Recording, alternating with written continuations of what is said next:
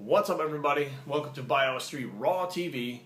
Today, this is a follow-up video to my video about Zyzz. Zyzz. His name was Zyzz, but he called himself Zyzz. And that's apparent by the video that I watched where he says, "It's Zyzz, man. I'm not even Zyzz.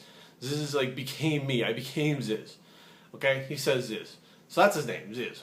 Now, before you guys all get your panties in a bunch, and all of his followers and Zyzzites and Zyzz druids or whatever the fuck you guys call yourselves get pissed, I was really kind of like wondering why so many people were so die-hard for him. And that's because I didn't follow his stuff when he was alive.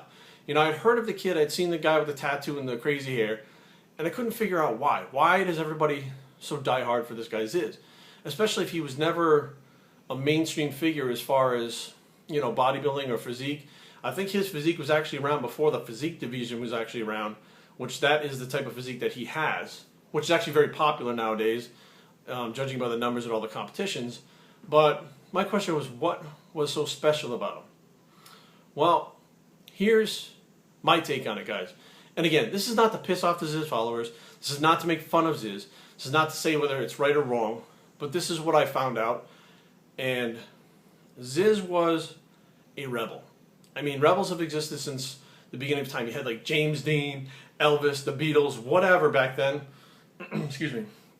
The rebel appeal is there to a younger crowd of youths who do not want to abide by the regular society rules. Okay, and regular society rules say that you have to grow up and get a job and be clean cut, and you know, this is like what it's supposed to be. And you get married and you have kids and you do this and you do that.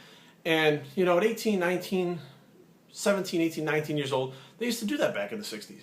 But in the 2000s, things are different now. Okay, things don't work like that.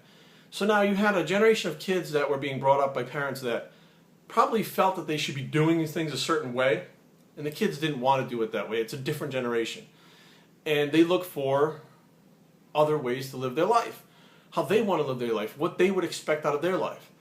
And the internet is a huge thing. So now you don't even have to be a competitor. You don't have to be in the magazines. You don't have to be in a show. You just have to have charisma and a camera, and you can go online and have a huge following. This is exactly what happened with Zyzz. Zyzz went out and just became himself.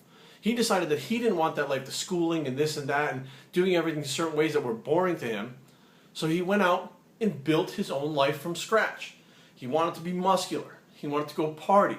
He wanted to meet chicks. He wanted to fucking hang out with his boys.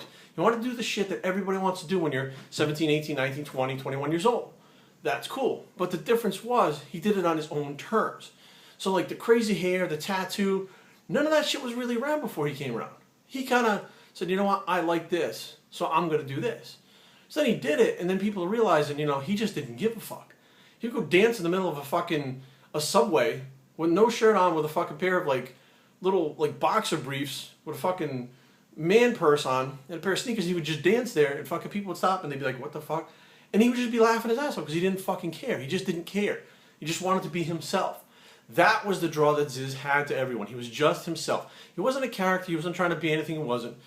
He even talked the way he wanted to. He made up fucking things that I had no idea the come at me bro thing came from him. Okay? Sick cunt, no idea that came from him. Okay? All this shit like that. Sad cunt, all that shit. No idea that shit came from him, but I've heard it all, which is interesting because I didn't know who Zyzz was, but I was hearing that shit in other places that Zyzz wasn't being promoted. His videos weren't on there. Zyzz really wasn't around in the circles I was running, but I was hearing that stuff. So it was crossing over and transcending into my circles with older people. Not really older people. I'm not that old. At the time, I was maybe 35. Yeah, 35, 34 years old. And it was kind of transcending over into my generation, too. And now, the next thing you know, we got 35-year-olds going, shut up, you sick cunt. And this all came from this young kid. So basically, I understand now that, you know, Zyzz was who he was. He did what he wanted to do. But he was open and honest about things that he did. Like, he didn't say, I'm all natural. He wasn't a fake natty like these fucking guys nowadays who were like, I don't take drugs, look up to me, I'm a good role model. He didn't give a fuck. He was like, you know what, I don't want to be a fucking role model. I want to go out and have a good time, I want to go out and do this. And yes, I take steroids. And yes, I go fucking party. And yes, I do this. And yes, I'm going to climb that rock over there in my fucking underwear and do a fucking aesthetic pose and take a picture of it and post it. Why? Because I fucking want to. It's my life. Why don't I want to do it? That was the big draw. The big draw was, if Zyzz can live his own life the way he wants to live it, I can do the same thing. So now there was a video that I saw that spawned the video I'm doing right now. And it was, I think, like the Zyzz Legacy or something like this. And I don't know who made it. I'm assuming it was possibly his brother, this guy that calls himself Chess Bra.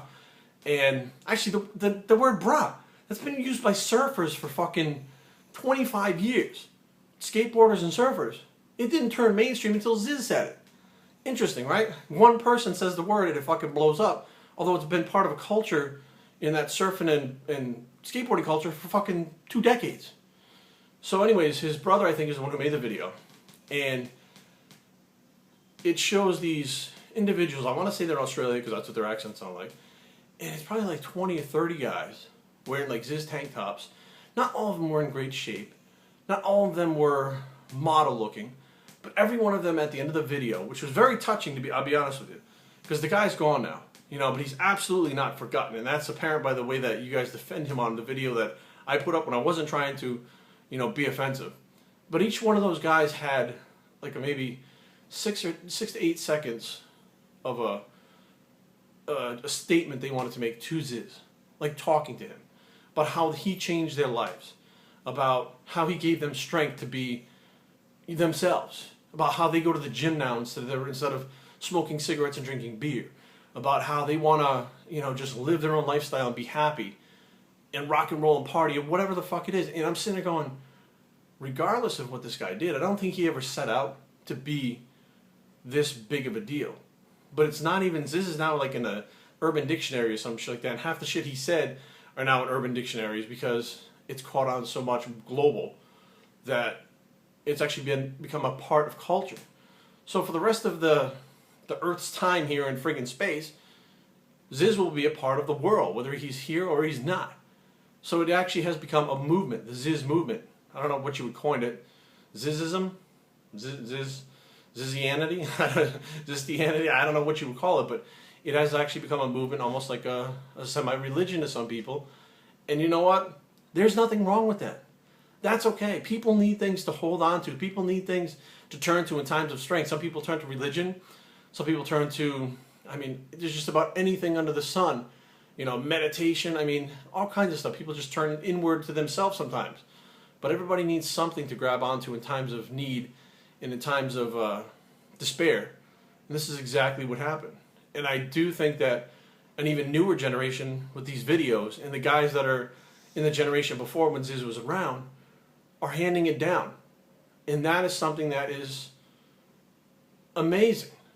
So, you know, if I offended any of you Zyzz guys, I apologize.